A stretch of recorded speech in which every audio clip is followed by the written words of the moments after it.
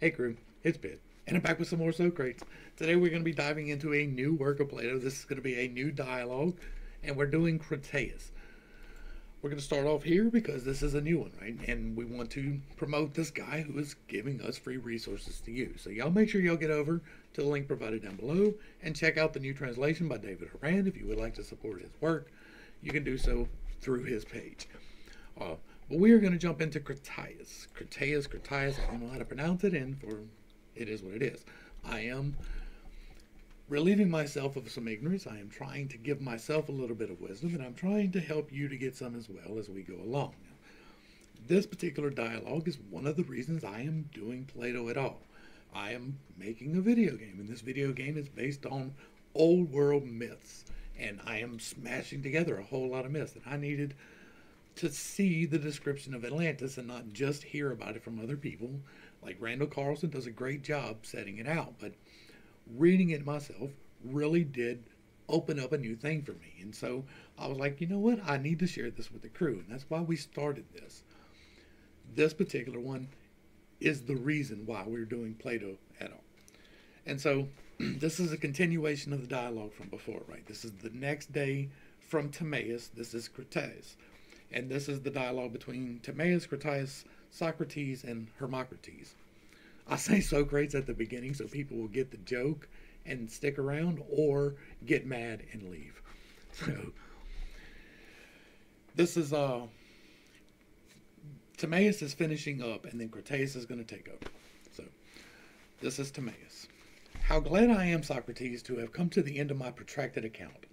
I feel relieved now, as if I was resting after a long journey, and I pray to the God, and I pray now to the God who has just been created in words, although created long ago in fact, to grant us the preservation of anything reasonable that we have said, and to impose justice, as appropriate, if we have unwittingly gone out of tune on these subjects.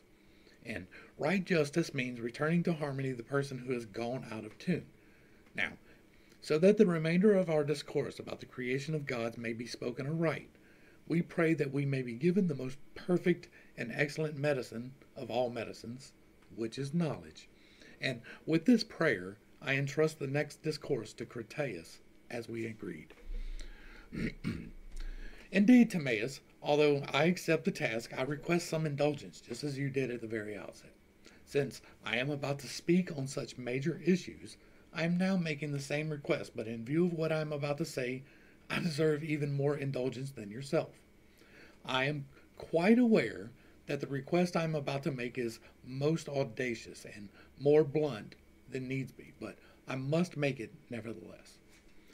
Who could reasonably even attempt to deny that everything you have said was good? But I must somehow endeavor to explain that the forthcoming exposition requires still more indulgence because it is more difficult. Indeed, Timaeus, to sound competent, whilst speaking to us humans about gods is easier to achieve than when speaking about mortals to fellow mortals.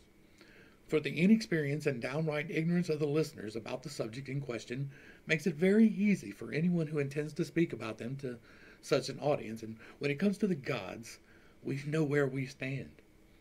Follow me here so I may explain what I mean more clearly.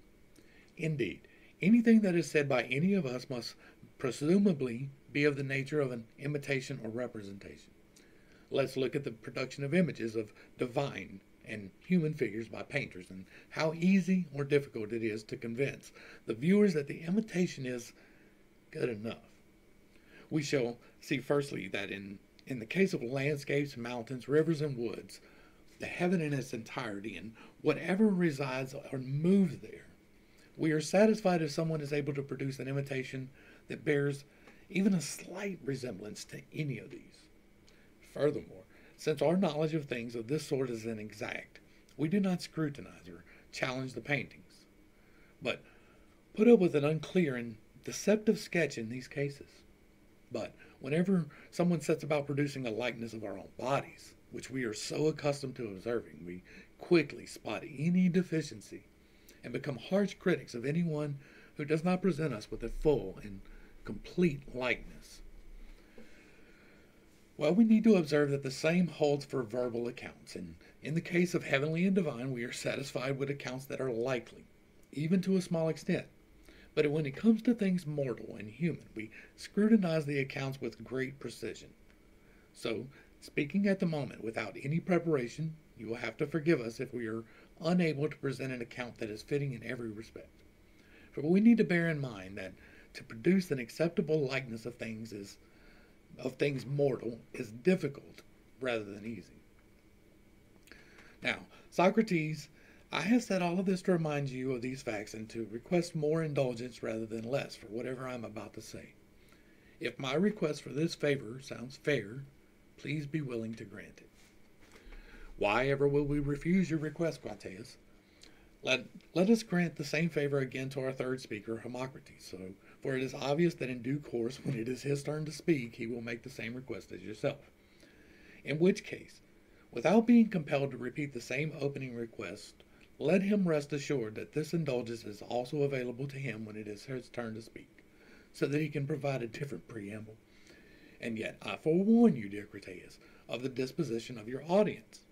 The playwright who went before you was amazingly well received by them, and you will therefore require a great deal of indulgence if you're going to be a competent successor. Hermocrates. And the same warning you gave to this man also applies to me, Socrates, but of course, a faint-hearted man never set up a trophy. Critias, if you must embark upon your discourse courageously, calling upon Paeon and the Muses to present, and sing the praises of your fellow citizens of old who were such good people. My dear Hermocrates, having been assigned the last place, with someone else's going before you, you are still courageous, but you will soon find out what this process is really like. However, emboldened by your encouraging words, I must have faith and call upon the other gods besides those you mentioned, and especially upon memory. For the most important of all of our accounts rests more or less with this god. Indeed, if I can adequately recall and proclaim what was once spoken by the priest and preserved here by Solon, I am quite confident that I shall be deemed by this audience to have done justice to my assigned task. Now, that is what I must now undertake without any further delay.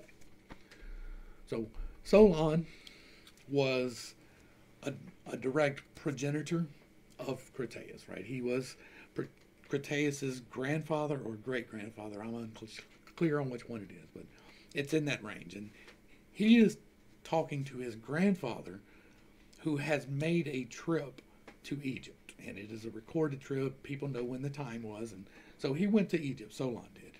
He received there records from 9,000 years before. We're about to get into that, but that's where this is coming from. Now, a lot of people are going to have a lot of problems that they look at this as mythology. They look at this as much like I look at the Bible, as an amalgamation of stories and put together. And while that is true in both cases, most likely, this particular part I take at face value because I don't hold conventional beliefs, right? I believe that these men were trying to the best of their ability, describe things. Now, I believe that they were actually meeting on the astral plane and holding this in the astral setting. So I do hold some unconventional beliefs. That's the only way that this meeting would be possible. And it's not just a thought exercise by Plato, which is entirely possible. But I don't think so. I believe in my conspiratorial mind that other things are possible and that astral projection is real and that these people held the key by being disciples of the Pythagoras, right? By learning from those things and the ancient knowledge that came from Egypt and other places. And so it is not beyond the scope of me that there was indeed these records from 9,000 years ago in Egypt. And we know without a doubt that many records in many locations have been completely destroyed by the winning forces. And so, with that being said, I believe in my conspiratorial mind that there is a disaster cycle that happens every 12,000 years. And this is one of the places where evidence of that shows up. We're about to get into that. But it's important to note now that the cycle that I believe is a thing happens every 12,000 years. And this was 3,000 years ago, and he is recording events from 9,000 years before that, which puts it at 12,000 years ago. First of all, let us recall that it is in total 9,000 years since war was declared between those dwelling outside the pillars of Heracles, and those who dwell within them. This I must now recount. Now, I pulled up before, and we may pull up. I don't think this is going to get done in one day, so we may pull up in the next one where he's talking about, but it is just outside the strait. Actually, let me just go ahead and do that real quick. We'll just pull up Google Earth and look at it real quick. How about that? It won't take but a second, and y'all can, because it is extremely relevant. I should have had it pulled up first. Okay, so what we have here is Spain. This is Morocco or Algeria, regardless. This little spot right here that goes between these land masses, that's the pillars of Heracles. In my opinion, all this raised portion right here used to be Atlantis. And when the planet flipped during the last cycle, the weight of the water and the ice shifted, and it caused it to kind of buckle in. And it's isosceles, I think is what it's called, but isosceles or something like that, where it goes either up or down depending on the weight of the water. And so I think that when it flipped, the weight of the water just kind of buckled it in, because it had to produce the bulge that we now have as opposed to the bulge that we had at one other point. And so, in my opinion, this whole section right here was Atlantis. And it has been destroyed, and like, I don't know if we'll ever find ruins. I don't know if I'll ever be correct. I don't care.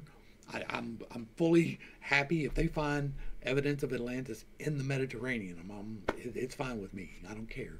I don't care if I'm wrong or not. But to the best of my ability, I'm going to try to pass on to you what I believe. Right. So this is the pillar of Heracles, as best as I understand it, Hercules or whatever it is, and then this out here was Atlantis, in my opinion. So that going forward, we don't have to go back here and look. There will be some more looking at Google Earth, though. And all those who, since 9,000 years since war was declared between those dwelling outside the pillars and those who dwell within. Now, this I must now recount.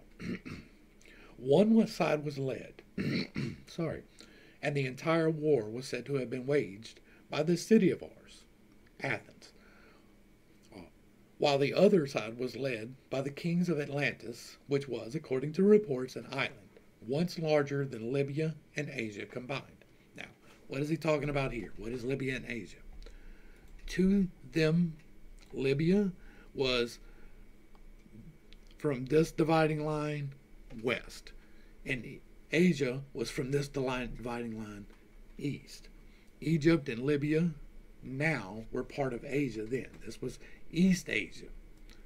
This was Libya. And so when he's talking about an island the size of Libya and Asia, he's not talking about the continent, but he's talking about a fairly large chunk of the continent of Africa. That's why I say that it's probably this size, right? It wasn't talking about like an island like this. Like, it was talking about an island like this. This is the type of island that he was talking about, right? Like an entire continent worth of island. All right, let's get back over here where we belong.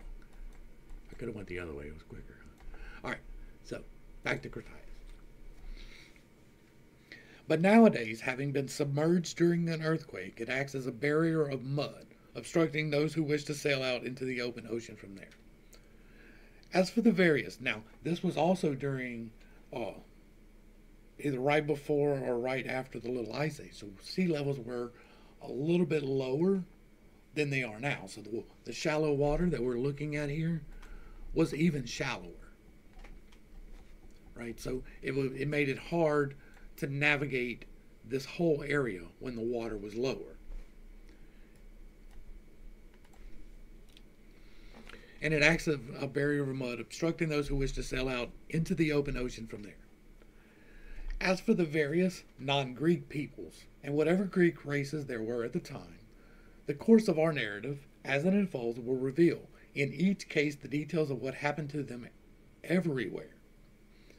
But in the case of the Athenians and the adversaries against whom they fought, it is necessary to begin by first recounting the power of both sides and their political systems.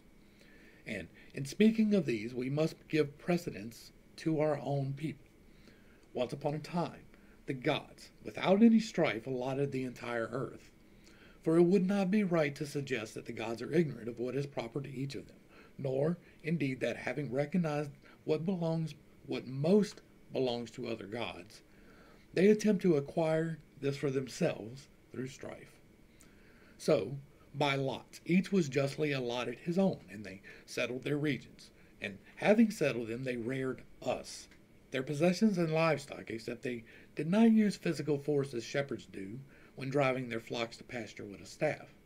Instead, they led and steered the entire mortal creature in the way that is easiest to manage any living creature, guiding it from the stern, after their own mind, by the rudder of persuasion. That is exactly how we are guided today. Now, when I say we, I'm not talking about me, because I try to make some logical decisions about anything.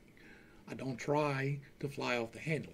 I do, and when I do, I try to recognize it and pull it back and look at it logically. But as a society, as a whole, we are very much guided by the persuasion of these gods out here pushing these things at us, pushing lust and debauchery and all the drugs and alcohol and the anti-government sentiments. All of those things are being pushed by these people for a reason. And we're easily led around by our nose, right? We're just so easily pushed in whatever direction pisses us off. And he's talking about the same thing here. That's what the gods did then.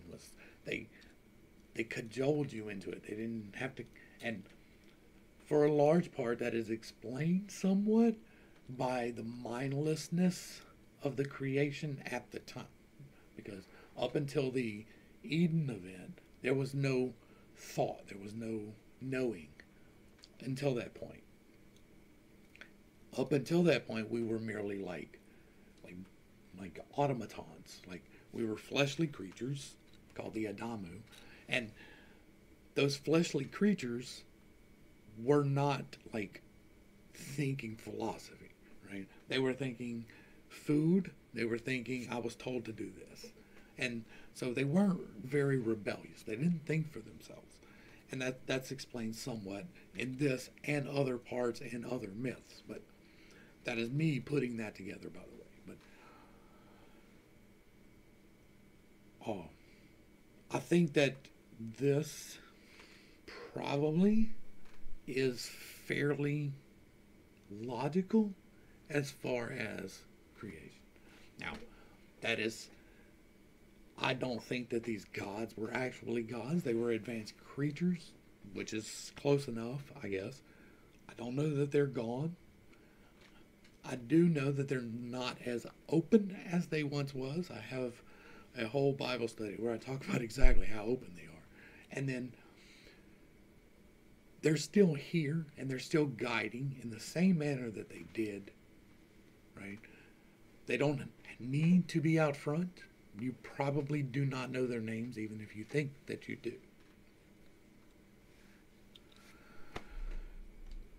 Now, other gods, having been allotted other regions, ruled over these, but Hephaestus and Athena, sharing a common nature as siblings, born from the same father, sharing also the same pursuit of philosophy and craftsmanship, were allotted a single region. This was our region, a fitting and natural home for excellence and wisdom, where they produced good men, born from its soil and implanted in their minds the order of its political system. Although the names of these people have been preserved, their works have disappeared, owing to the destructions of their successors and the long time periods involved. For the people left behind on each occasion, as we said before, were illiterate mountain folk who had only heard the names of that region's rulers but knew little of their deeds. So, although they were happy to give the names to their own offspring, they were unaware of the excellent qualities and laws of their predecessors, save for some obscure reports. They and their children lacked the necessities of life for many generations, and so they were preoccupied with what they lacked. And this became their topic of conversation, and they had no interest in events of distant past. For mythology and interest in antiquity comes to cities along with leisure, when they see that some people have already been furnished with the necessities of life, but not before then. So when people are concerned with being alive, they're not too concerned with what used to be. And that's what happens to history, right? In this cycle, I'm going to try and save the cycle for when the cycle gets to us, but there is a cycle. And that's why the names of the ancients have been preserved, but not their deeds. My evidence for what I say is the report of Solon, that the Egyptian priests describing the war that once took place used many of these very names, such as Cecrops and Erechtheus, Erechthionus, Eristicon. I'm killing the names. I know I'm not a historian. This is not my forte. And most of the other various recorded names of the predecessors of Theseus. The same applies to the names of the women too, and indeed the figure of the goddess, as depicted, displayed as she is in full battle armor, accords with the custom of the time, whereby military activities were once common to men and women alike, an indication that in all cases where male and female creatures congregate together, it is always naturally possible for each kind to pursue its own proper excellence in common.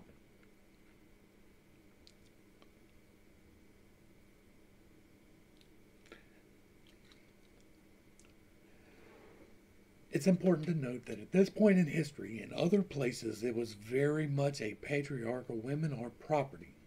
Now, this situation, I'm not too sure how it worked in Athens, right? I'm not sure how that whole situation was there, but this seems to lend a little bit towards the more equal side of things, right? These are the learned men of the time, of course, and so they're going to hold some different beliefs than the people out in the boonies raising cows and sheep. But this is indicating that in the learned men's mind, at least, there was some equality around. Although they do hold some very, like, they wouldn't look at it that way. But the theory of evolution that they hold is quite misogynist, right? I mean, all souls were born male, and then if they messed up that life, some of them became female and some of them became animals, and that's a little bit wild, but people did wild things, right? So, but this is saying that if you flourish as a society and you provide the base necessities, then it is normal and common for people to rise, no matter what sex they are, to the excellence in which they want to rise. Now, in those days in this region, the various classes among our citizens were engaged in manufacturing and producing food from the earth. But the military class, having been set apart by divine men at the outset, dwelt separately, possessed of everything that was appropriate for their sustenance and training. None of them had any private property, and they asked their fellow citizens for no sustenance beyond the limits of sufficiency. Indeed, their entire lifestyle and customs were the same as those we described yesterday, when speaking of those guardians whom we hypothesized. Furthermore, what is said about our land is persuasive and true. Firstly, that its boundaries at the time were defined by the isthmus, and on the land side by the heights of Cytherion and Parnes, and the boundaries went down with Oropus on the right and Asopus constituting the sea boundary on the left. The soil in the region was more excellent than anywhere else, and that is why it was able to support a large army, which was exempt from working the land. And there is strong evidence for its past excellence, since what's left nowadays is a match for any territory in productivity and fruitfulness, and in the abundant pastures it affords to any livestock. But its produce in those days, as well as being excellent, came forth in vast quantities. Now, it is important to note that there is a corollary in the Bible. I have a Bible study where I talk about these things, but when they scouted out, like Moses sent the scouts because that was such a wise decision, into the land of Canaan, and they saw growing there the abundant food, right?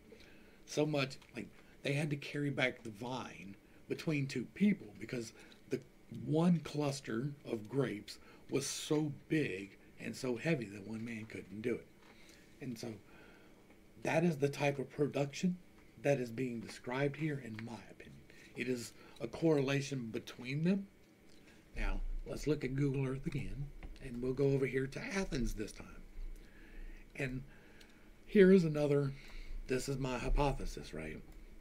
What it describes here is that these people are actually living on a plain. Here's Athens, and that this plain is probably right up in here, right? That this isthmus was once more solid and not less island, because it describes that the earthquake that destroys Atlantis also takes out the military men of Athens. Right? It also wrecks the plain in which they are separated and kept apart, where they have all their provision met for. That is on a plain just outside of Athens. It's probably right here even. And that this isthmus probably extended. Right? That is speculation on my part based upon what I read from here, but I wanted to point that out because I like doing that. Now, also, like, this is another thing. Like, it's talking about where's it at? Okay, the military class was being set apart by divine men at the outset.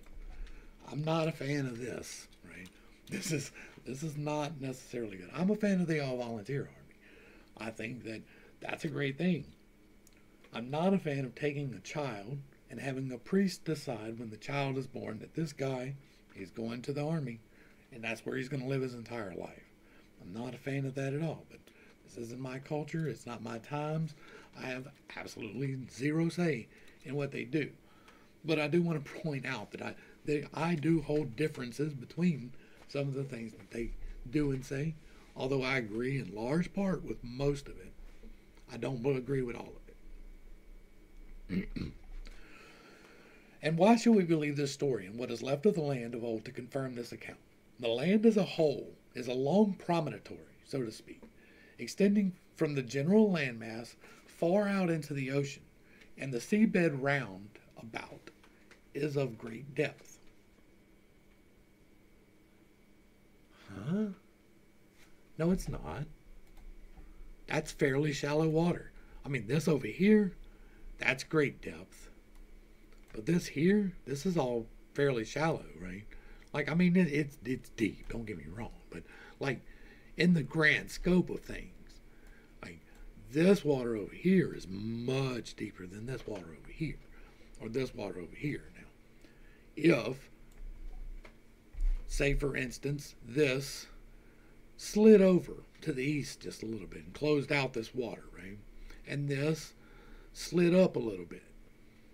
You see what I'm doing here? And if you kind of just take the seabed right here and you form it up into the isthmus, then this deep part would fit a lot better. And then if you look, like, this is obviously a cataclysmic failure right here, right? So obviously something fell here. I'm just saying that it's possible that this entire shelf right here was once up and it kind of slid down because it didn't hold very well during the earthquake. But this is saying that it was a long promontory, right? That's past Athens, south, and from the general landmass far out into the ocean, and the seabed roundabout is of great depth. Now, there have been many enormous floods during the 9,000 years that have elapsed since that era. The earth has washed down from the heights during the ongoing deluges, did not accumulate significantly, as happens in other places, because it constantly flowed down and vanished into the deep. What is left then, comparing that era with the present, resembles a skeleton of a diseased body. It is just like what happens on the small islands where any fat, rich soil has flowed away, leaving only the bare frame of the territory. But during that era, the land was pristine. Our present mountains were lofty hills, and the stony plains of what we call Philius were covered in rich soil.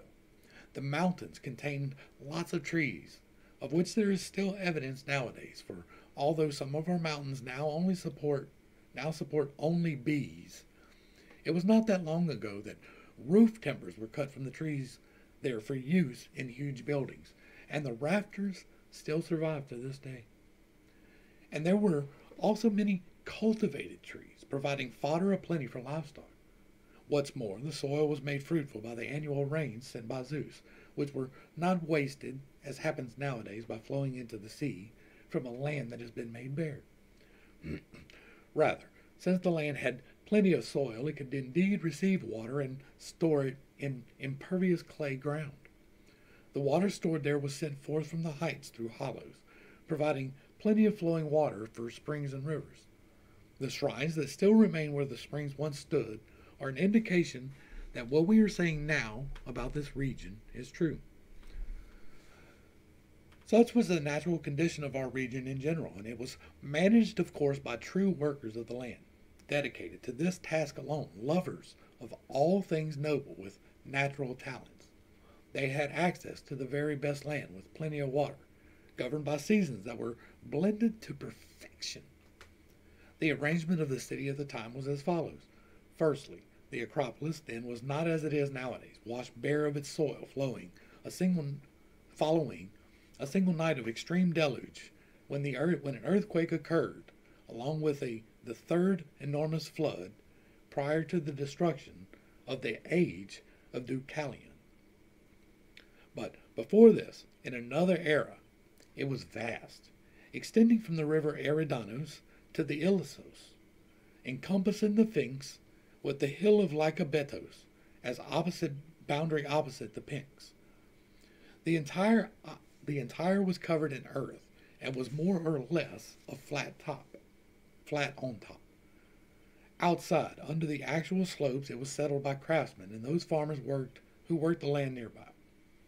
On the top, the military class dwelt, just by themselves, around the temple of Athena and Hephaestus, surrounded by a single wall like the garden of a single household. On the north side, they lived in communal dwellings and provided shared dining halls for the winter, with everything appropriate to their communal political system being available to them in terms of buildings and temples, but without any silver or gold, for none of them had any use for these. Pursuing a middle ground between extravagance and meanness, they built moderate buildings in which they and their children grew old, bequeathing them always to others like themselves. In summer, they naturally vacated their enclosed gardens and their gymnasia and dining halls and used the southern parts for these purposes. There was a single spring on the site of the present Acropolis, which has been blocked by earthquakes, so that nowadays only trickles of water remain in the vicinity, whereas it once provided a plentiful flow of water for everyone at just the right temperature, all winter and summer long. This is how their lives were arranged as guardians of their own citizens and leaders of the other Greek peoples, their willing subjects. They kept careful watch that the number of men and women capable of military service at any stage was always more or less the same, at about 20,000. Now, these Athenians, being themselves people of this sort, were renowned above all peoples of that age, justly managing their own region, and Greece generally in such a consistent manner, famous throughout all of Europe and Asia for their physical beauty and the overall excellence of their souls. As for their adversaries, the sort of people they were and their origins, if my memory of what we heard as children does not desert me, I shall now bring their story center stage with you, my friends. And that's where we're going to wrap this one up, because next we will be getting into the description of Atlantis.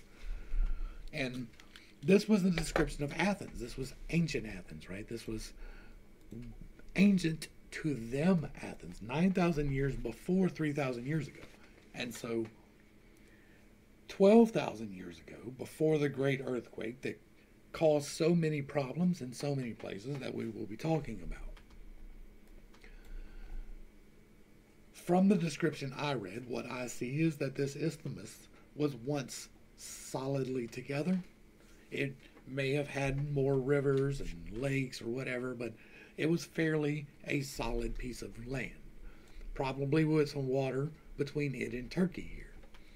And then the earthquake happened and the bulge changed, right? And what am I talking about when I say the bulge changed? I believe that there's a 12,000 year disaster cycle. I believe that there is significant evidence in my eyes to say, yeah, that's probably a thing. And what happens is that the Earth is moving, right? It moves in space. It moves in an orbit. It's spinning around the sun, or the sun spinning around it, depending on which model you use. The Tycho's model, you should look at it. It's fairly interesting. And regardless, we're moving through space, and we're spinning on our orbit right now, just like this. And because we're spinning like this middle part right here kind of bulges out. It's not a sphere as much as it turns into kind of like this, right? And so what happens every 12,000 years is we reach a point in space that changes the polarity of the planet. It flips our magnetic poles. And through various methods that I am not nearly qualified to explain, the crust shifts as well. So we make a 90-degree turn. So if you grab the edge and you pull it down, it's roughly like this. It's not exactly like this. Nobody is exactly sure how it's going to be. My opinion is that this bulge at one point ran north to south. Let's see if we can fix this. Right? Well, this north to south at one point was east to west.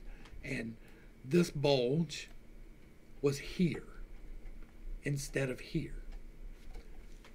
That's my theory on what happened at this 12,000 year point in history. Now, we're going to see in the next part where this area right here stays fairly consistent as it is, right? Maybe there's more growth at some points. Maybe there's some more water at some points. We don't fully know because we aren't allowed to explore out in the middle of this desert for some reason. And I think that the bulge happened, like the shift, when this particular bulge came up, it pulled some slack out in the places that it could around the Mediterranean. That is pure speculation. I think that when this bulge went down, it sunk Atlantis at the same time that this happened and this bulge came up. Again, pure speculation.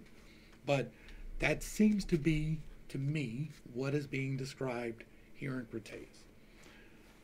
I don't discount it the way that many people who are indoctrinated at these schools do, because that's what happens at our modern universities. People don't go to get an education or to learn or to think. They go to get indoctrinated. They learn what history was regardless of whether the facts bear that out. Now, I'm not saying that I know absolutely. I'm saying that we don't know absolutely. And that's where I'm going to go ahead and start wrapping this one up. Hopefully I brought a little bit of enlightenment and not too much confusion to a somewhat complicated topic. I know that this is a slightly unconventional way to interpret some works that most people dismiss as pure fiction. And so I'm okay with speculating on them. I'm okay with relaying the things that I think to people, because I don't mind if people think I'm crazy. It's whatever. I'm either right or I'm not. I'm not that hammered on it. Like it doesn't affect anything other than I think that there's something coming and that we can prepare for it and that maybe we should. And that's all I'm doing. I'm trying to get as much knowledge to as many people as possible, and that's why we have this channel, right? That and I'm driving towards a school. I want to help people to learn things. That is what we are doing. This is all about learning. So this is me filling in gaps for me and taking the crew with me. To the crew, thanks for hanging out. I appreciate every single minute that you are here with me, and I am praying for you every single day. Until next time, I love you. God loves you. You are perfect, whole, and complete just the way that you are. And this has been Bit Stick. Peace.